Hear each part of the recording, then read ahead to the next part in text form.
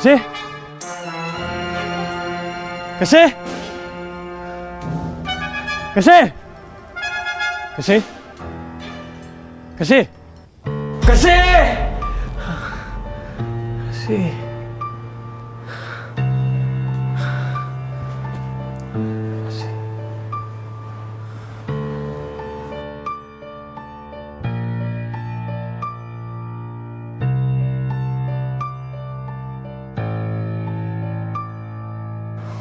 Asal aku mimpikan dia.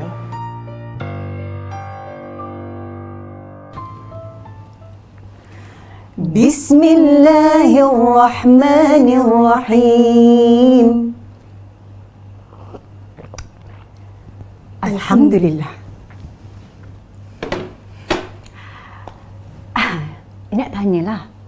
Waktu awak pergi kat Mekah tu kan, ada tak macam exam? Exam? Maksud saya macam ujian lah, ujian. Sebab selalu orang kata pergi Mekah ni akan ada pelbagai jenis ujian. Ada tak? Ujian.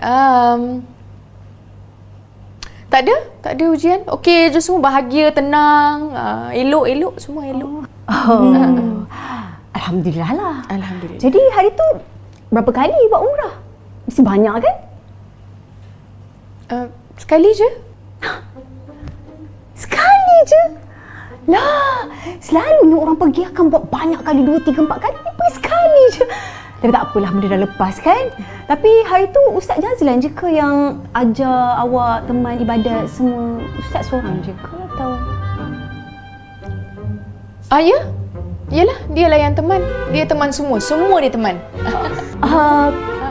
Shopping, makan. Shopping. Ya, memang macam ni. Memang berdua je.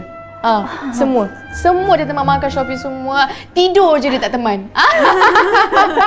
Kalau tidur dia teman, risau.